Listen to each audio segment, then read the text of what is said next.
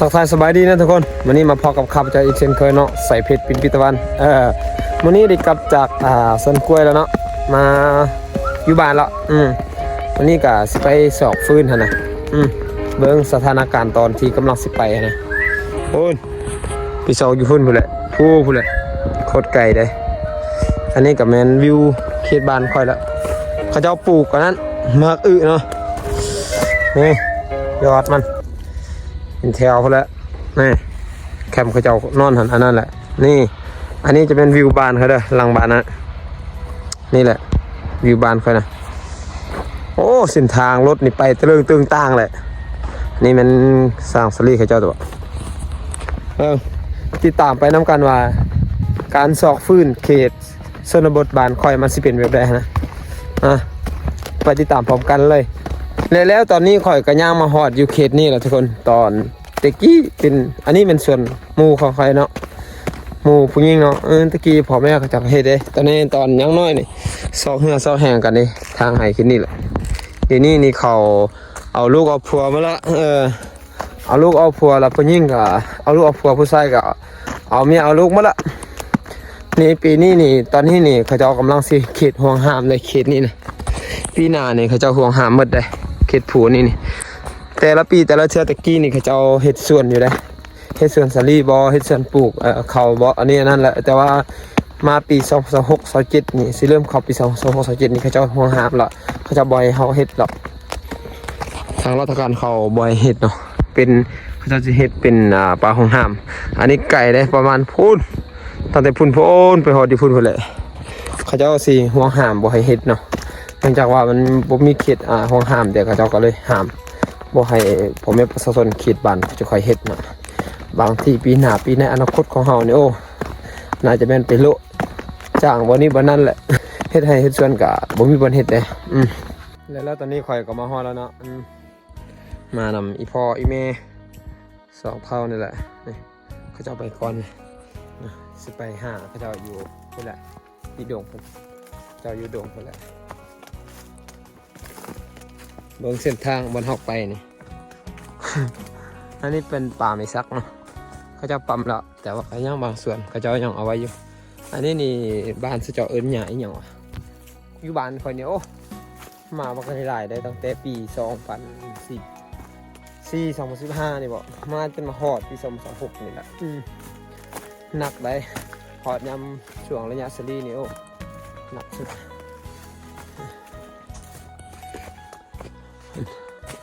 พ่อกับแม่เขาอยู่เพิ่นแหละการซอกนะมันเป็นของง่าย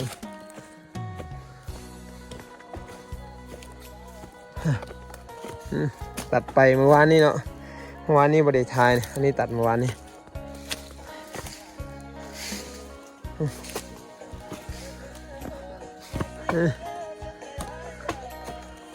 ทางจนเวลานี่สิปั๊มตัวนี้ละ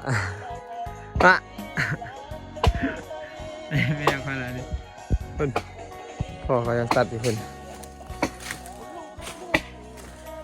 มันแกก็พวกมันเรื่องแค่นี้มัน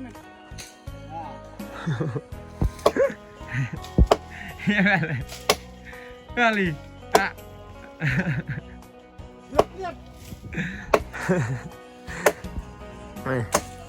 สิปั๊มตุดรังจากไปแหละ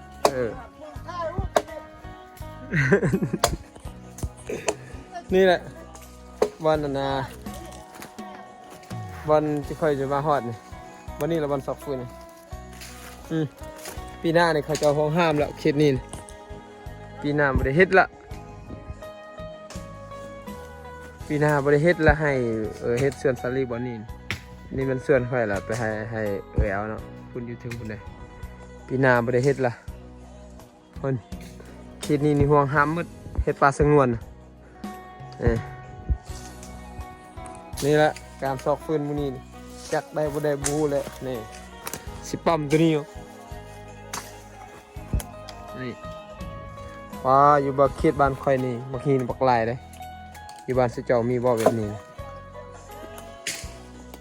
อยู่ดงสุดแล้วนี่ตะกี้นี่โอ้เป็นดงโอ้เขาเจ้าทางให้สวนหมด เรามาปีนี้2026-27นี่เขาเจ้าสิห่วงห้ามบ่ให้เฮ็ดเนื่องจากว่ามันบ่มีป่าสงวนแล้วก็เขาเจ้าห่วงห้ามเนาะตอนนี้ก็สิเริ่มตัดตัวนี้แหละนี่โอนเนี่ยอันนี้ก็ตัดลมนิดนึงละมาเบิ่งการตัด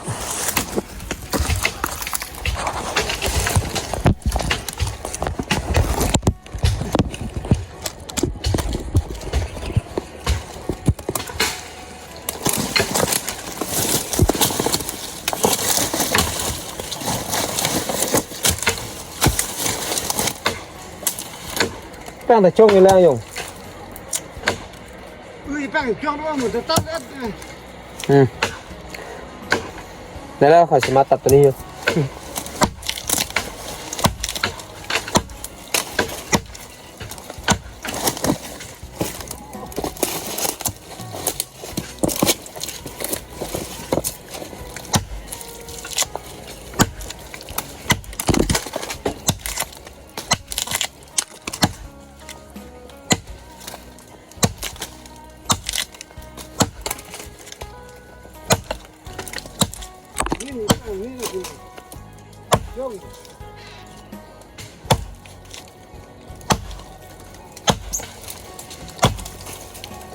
กกดอกซ่อนนะอันนี้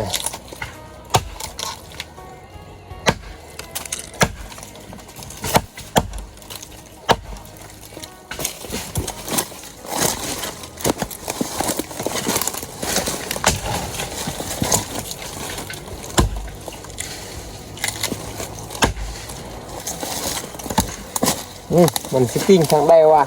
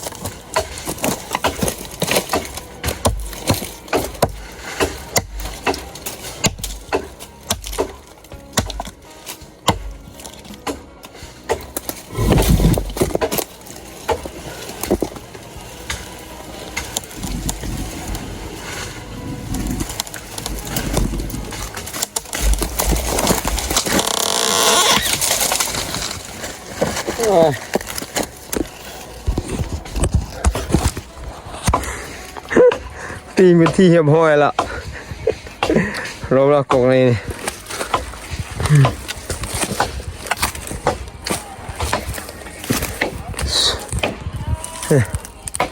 พอใครก็ไม่ตามมีคนเลยแหละโอ้อวดเลยไม่ตุดเลยอวดเลยนั่นแหละเอาให้นะ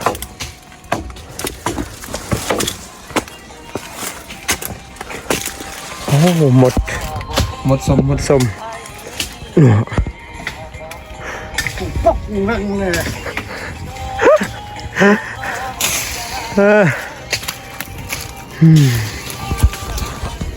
อันนี้แหละสอกฟืนตัวจริงสำนี้แล้วทุกคนการสอกฟืนของเขตชนบทบ้านเฮา